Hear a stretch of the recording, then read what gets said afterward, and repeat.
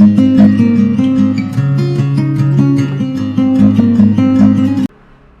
back friends. In this video we are going to discuss about structure of neuron. So what is neuron actually? So they are specialized cells. They are involved in conducting the electrical impulses as well as chemical signals. Okay. So whichever activity, whichever the stimulus we are receiving from the outside environment, so that will be transmitted to our brain, that is central nervous system, right? So that is through the cell called as neuron. Okay. So the longest cell in human being is neuron cell.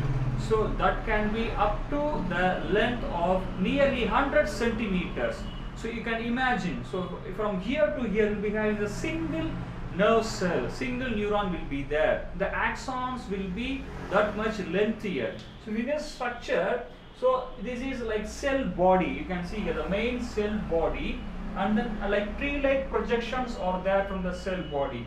These projections are called as dendrites.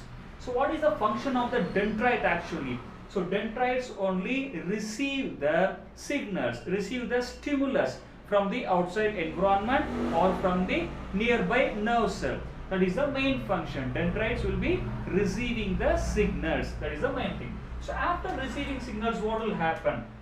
That will be transmitted to the cell. Okay, cell body is here. Cell body is also called as soma. Okay, you can call it as soma. Soma means somatic. Somatic means body. So we can call it as soma also. So this is the main cell body. You have nucleus also, which controls the activity of the nerve cell. So here, from here what happens? The signal will be coming. Imagine this is the signal. Okay. So the signals are here. These signals will be transmitted through this pathway and reaches the cell body. So when it is coming inside, it will be converted into electrical impulses, electrical signals. So these electrical signals will be passed on to here. You can see here the narrow tube-like structure is going here, right? So this narrow linear, like very thin structure is going like, so that is called as axon. So these electrical impulses will be transmitted to the axon. So this axon receives this electrical signal that will be transporting, that will be transmitting the signal, and it reaches the end of the nerve cell. That is called as axon terminal, okay, or nerve ending. We can call it as nerve ending, or else we can call it as axon terminal. Here what happens? From here to here, it is going as electrical signal. So at last what happens? Imagine some other nerve cell will be there. For example, you can imagine like this, reaching the end. So that is in the form of electrical signals, right? So these electrical signals will be transmitted to the nearby nerve cell. So nearby nerve cell means, so those nerve cells also will contain these kind of dendrites. So that will receive the signal from this nerve cell. So that will be transmitting in the same manner. I will be giving here. You can imagine like this. So imagine like this. A nerve cell will be there. Okay. So this is the axon. So axon is going and the nerve ending is there. Again you can find one more nerve cell like this. So it will be like this. It will be going like this, right? So it will be nerve cell. So it will be like this, right? So this is nerve cell 1 and this is nerve cell 2, right? So from here it is going at the end, okay, there is nerve ending. Again what happens? These electrical signals will be converted into chemical signals. From here to here, inside the nerve cell, that will be transmitted as electrical signals, electrical impulse. But from one nerve cell to another nerve cell, that will be transmitted as a chemical signal. Okay, that will be converted into chemical signal. Those chemical signals will be again received by the dendrites. Like this, dendrites are there, right? These dendrites will receive the chemical signal. Again they will convert into like electrical impulses. So this will be going on like that. This is what happens here. So you can find the gap, right? From one nerve cell to another nerve cell, there is a space. That space is called as synapse. The space is called as synapse. Okay, so that is what happening here. So coming into the structure here, you can see some structures I have given. That is called as myelin sheath as well as Schwann cell is there. What is meant by Schwann cell actually? So if you take the structure, imagine this one. Okay, So imagine this marker, okay, this is as the axon. So axon is here, right? So this is axon, okay. Surrounding the axon you can find the cell like this.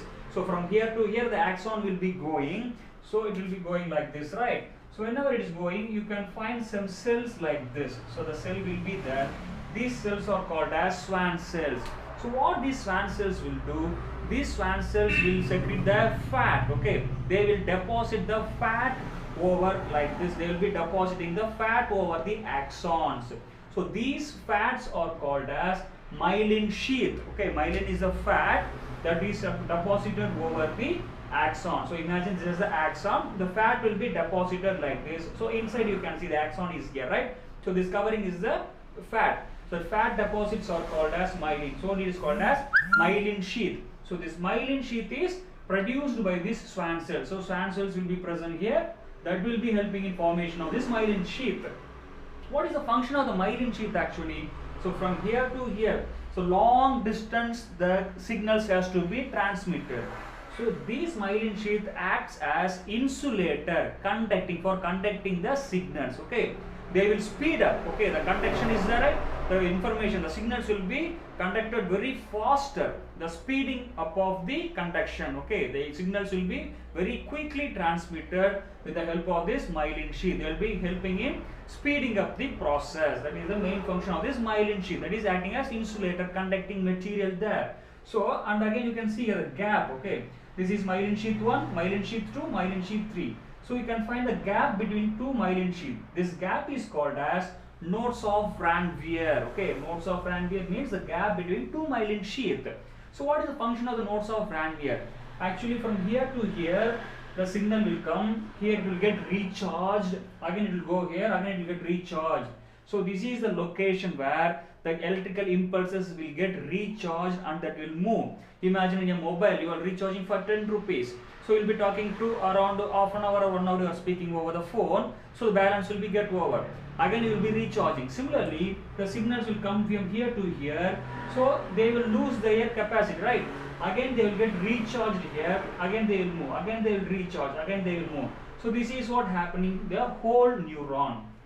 So neurons are the basic units, basic functional units of our nervous system. So this is all about the structure of the complete neuron, right? So in the next session we will discuss about the action that is called as reflex action. So for example, whenever you are facing some shock, okay, for example the candle is there, you are placing your candle over the hand over the candle, suddenly you will remove your hand like this, someone is pinching you, what will happen? Suddenly you will react to that. So that action is called as reflex action. So whichever action you are doing based on your stimulus which is getting from the outside environment, those actions are called as reflex action, very quick action. So that is based on our neurons only. That we will be discussing in the upcoming session. Thank you friends, thank you for watching this video.